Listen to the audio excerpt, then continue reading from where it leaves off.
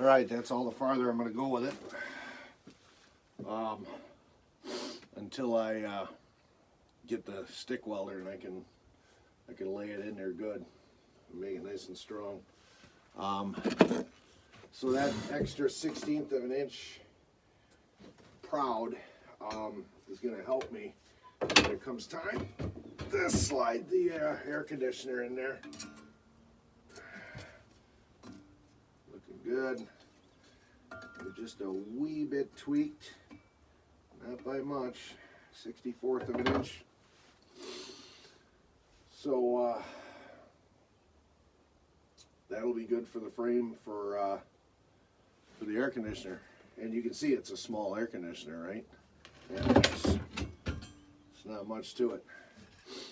Now, as tempting as it would be to lay a weld right in here, no, because I got to have every bit of space for the air conditioner to slide in. This is going to take the weight of the whole house. This, and then this one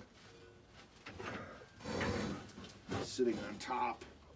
Actually, it's going to be the other way around. So, air conditioner's going above the fan. Okay. Now, it's going to go just like that. Okay. Now, the problem is there's a shelf right here in the bookcase that I'd like to keep. So there's a little bit of a space here. This has to be up a little bit higher. That shelf is about it's about 3/8, half inch, somewhere in there, maybe 5/8 of an inch thick. So this essentially is going to go on top of that shelf, and then this is going to be underneath the shelf, and the shelf's coming out the middle. So there's going to be a space between this hoop and this hoop, and I'm not sure whether I should fill that in with steel. I think I might do that just so that this is all one integrated piece. And I think I have in my Sanford & Son pile in my shop, I have a piece of 4x4 square steel tubing that I can make a short little piece that will go in between here and here and bring this up like that. Because this, the fan, is centered in the opening below the air conditioner between two of the shelves. It's centered right in the middle of that. This sits on top of the shelf. So just as an example, let's pretend this piece of wood is the shelf. So the shelf is coming like this, right? All right. This is the back wall of the bookcase.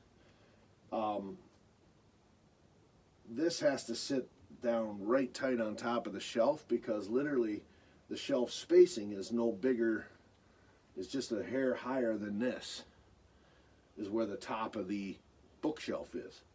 And I'm pretty sure above that is a 2x10 or a 2x12 header beam that runs all the way across that wall where those big bay windows are.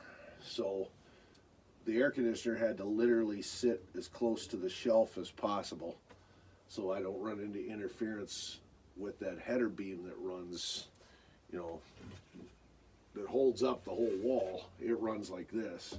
All right. Yeah. And I think it's up, if I measured correctly, it's up about that far. So I have that much room to play with, to go up or down with this box. But you got a big 2x12, a bunch of 2x12s, probably 3 or 4 of them that are sistered together to make a big, strong laminated beam. This is the bookshelf that I want to keep in the bookcase. So this has to be, air conditioner has to be centered between the shelf and the top of the bookshelf, which comes out like this as well. So this is the top of the bookshelf in the cubby of the bookshelf, and the air conditioner fits right inside there. It's a little bit complex, but I think I have it measured properly. And these steel, once these things are buttered up nice and good with heavy high amp welds, this is going to be stronger than the 4x4 post that's originally in there, running vertically up and down. So I think this is a good plan, and it will allow me to cut out a pretty good chunk, 3 feet of that support post, and replace it with this, and I'll be stronger. You're not bending this. No, I could stand in the center of this right now and jump on it as hard as I want, and this will not bend. This is, what did I say it was?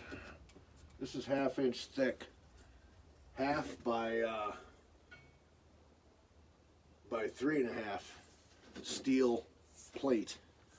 So you're not bending that. Yep. So that's about all the farther I can go on that. I think we're gonna shut down the tiny man shop, and I had just enough chop saw blade. You can see she's getting down there. This used to be out to here, 14-inch diameter blade. That's how much, well, not today, but over the time I've been using it, I replaced those blades about, because I use this saw all the time. This saw's been with me for years. It's a damn good saw, Ryobi, good stuff. And I go through a blade once every 2 years or so. So, yeah. All right, that's it for now from the tiny man shop.